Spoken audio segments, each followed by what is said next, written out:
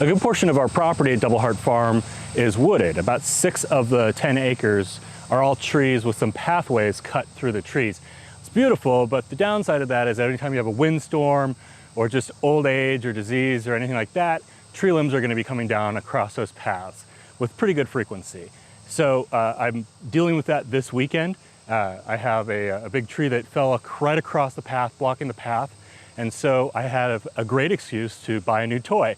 That new toy is a Stihl cordless battery-powered chainsaw. Now it's kind of a small chainsaw. It's not your massive industrial strength gas-powered chainsaw, but I didn't want to have to deal with that. I don't think we really need that too often. And I didn't want to have to winterize a chainsaw every time it gets cold out, deal with the oil, all of that fuss. So this is a lot simpler to deal with. And gosh, it's just actually pretty light, easy to maneuver, and it has enough power for smaller trees. If something big falls down, I'm renting a big gas-powered chainsaw, but for now, this is plenty for us.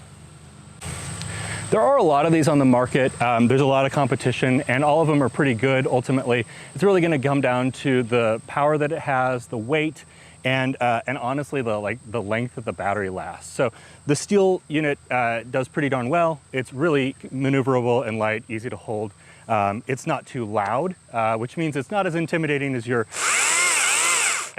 fun Jason Voorhees style chainsaw, but it's good enough. And honestly, I thought it was the best looking one, and sometimes that's a deciding factor. So anyway, if you're in the market for a chainsaw, do some research.